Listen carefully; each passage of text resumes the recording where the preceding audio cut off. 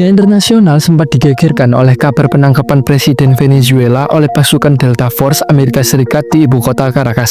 Operasi penangkapan itu dilakukan Amerika Serikat tepat tanggal 3 Januari dini hari dan berhasil menangkap Presiden Nicolas Maduro beserta istrinya Cilia Flores. Dari beberapa video yang beredar, Maduro terlihat dalam kondisi kaki pincang, diduga akibat tembakan saat operasi berlangsung. Terdapat juga foto kondisi Presiden Maduro dengan tangan diborgol, lalu di sampingnya terdapat petugas keamanan Amerika Serikat seusai penangkapan dirinya. Video lain juga memperlihatkan bahwa Presiden Maduro menggunakan jaket berwarna hitam saat sedang diringkus oleh petugas keamanan USA. Serangan Amerika Serikat ini diawali dengan dentuman keras yang terdengar di wilayah ibu kota Venezuela.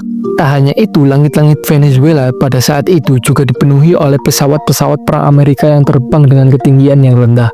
Dari kejauhan juga terlihat tampak nyala api membumbung tinggi dan juga disertai dengan asap putih yang mengarah ke langit Venezuela. Video mencekam ini bukan cuma satu, tetapi ada banyak dan semuanya membuktikan bahwa betapa mencekamnya kondisi ibu kota Caracas pada saat itu. Tak lama setelah penangkapan, Presiden Amerika Serikat Donald Trump langsung mengonfirmasi perihal penangkapan yang dilakukan oleh pasukannya melalui sosial media miliknya. Trump menyebut bahwa Presiden Maduro dan istrinya telah ditangkap dan akan segera diterbangkan keluar dari Venezuela. Dalam konferensi pers ini, Trump juga mengatakan bahwa aksi militer ini merupakan langkah awal Amerika Serikat dalam memberantas sindikat narkoba dan imigran gelap yang masuk ke wilayah Amerika.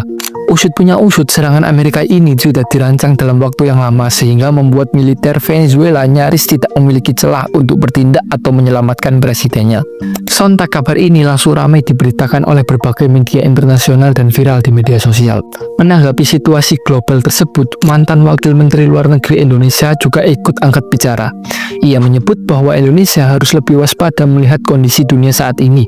Menurutnya, dunia sekarang cenderung menggunakan hukum rimba. Penangkapan ini memicu kemarahan dunia internasional. Banyak negara mengutuk tindakan Presiden Trump karena dianggap mencederai kedaulatan negara lain yang sudah merdeka. Bahkan Menteri Luar Negeri Cina secara tegas menyatakan penolakan lewat akun X miliknya. Cina menilai tindakan Amerika Serikat telah secara serius melanggar hukum internasional.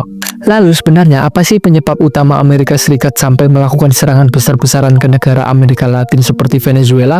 Nah, karena hal itu mari kita bahas bareng kenapa Presiden Venezuela bisa ditangkap. Venezuela. Awalnya negara ini dikenal sebagai salah satu negara dengan tingkat pendapatan per kapita tertinggi di kawasan Amerika Latin. Bahkan pada tahun 2010, pendapatan per kapita Venezuela disebut mencapai sekitar 393,12 miliar dolar. Angka itu jelas bukan angka kecil pada masanya. Penyebab utama kemajuan Venezuela adalah ekspor minyaknya yang sangat besar ke berbagai dunia. Berdasarkan data, Venezuela bahkan tercatat sebagai negara dengan cadangan minyak mentah terbesar di dunia, mengalahkan banyak negara Timur Tengah. Namun kejayaan itu nggak bertahan lama. Memasuki tahun 2013, Venezuela mengalami krisis besar-besaran bertepatan dengan jatuhnya harga minyak dunia. Akibatnya, produk domestik bruto negara ini anjlok drastis hingga menyentuh angka sekitar 42,84 miliar dolar. Di saat yang sama, Venezuela juga dihantam hyperinflasi dengan tingkat inflasi yang sempat menyentuh angka 800%. Hal tersebut berangsur-angsur memburuk hingga sekarang, sampai puncaknya pada tanggal 3 Januari kemarin, pemimpin tertinggi di negaranya ditangkap saat operasi militer pasukan Amerika di sana.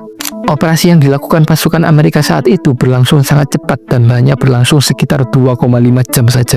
Kalau ditelusuri, sebenarnya ada beberapa faktor utama yang membuat Amerika Serikat bisa menangkap Presiden Maduro di Caracas dalam waktu yang cepat. Pertama, mereka memanfaatkan konflik internal yang sedang memanas sampai akhirnya Maduro ditinggalkan oleh orang-orang terdekat di sekitarnya. Selanjutnya, ditambah dengan kecepatan intelijen Amerika Serikat untuk melacak keberadaan Maduro secara real time di sana. Didukung juga pengalaman Amerika dalam operasi serupa, seperti penangkapan Osama bin Laden pada tahun 2011. Dengan kombinasi faktor-faktor itu, penangkapan Presiden Maduro bisa dilakukan dengan cepat, bahkan di negaranya sendiri. Lantas, apa sebenarnya alasan Amerika Serikat melakukan operasi sebesar ini?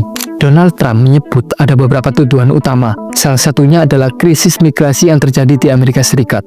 Trump menuding Venezuela sebagai penyebab utama lonjakan gelombang imigran di perbatasan Amerika. Pernyataan tersebut diperkuat olehnya dengan merilis data kedatangan imigran di Amerika Serikat dalam beberapa tahun terakhir. Trump juga menuduh pemerintahan Maduro telah membebaskan tahanan, bahkan pasien rumah sakit jiwa, untuk kemudian diarahkan menjadi imigran ke Amerika Serikat. Menanggapi tuduhan itu, pemerintah Venezuela yang kini dipimpin oleh wakil presiden menyebut klaim Trump tidak benar dan hanya fitnah belaka. Selain isu imigran, Trump juga menuding Venezuela sebagai jalur utama penyebaran narkoba jenis kokain di Amerika. Ia bahkan mengaitkan Venezuela dengan krisis fentanyl yang telah menewaskan banyak warga Amerika Serikat. Dari semua itu bisa disimpulkan bahwa alasan utama penangkapan Presiden Maduro adalah tuduhan kriminal berat yang sudah lama dilayangkan kepadanya oleh pengadilan Amerika Serikat. Departemen Kehakiman Amerika bahkan telah mendakwa Maduro sebagai kepala jaringan narkoterorisme, yakni perdagangan narkotika yang disertai tindakan terorisme untuk melancarkan aksinya. Media Amerika menyebut Maduro selanjutnya akan menghadapi proses hukum di New York untuk menjawab seluruh tuduhan yang dialamatkan kepadanya. Alasan gua bikin konten ini karena menurut gua kebijakan yang diambil oleh Donald Trump terlalu brutal. Coba lo bayangin aja, ada sebuah negara yang merdeka dan tiba-tiba presidennya diculik oleh negara lain. Hal tersebut pasti tidak bisa dibenarkan mengingat Maduro belum terbukti bersalah. Apalagi tidak ada sedikit pun wewenang dari suatu negara untuk menghakimi pimpinan negara lain.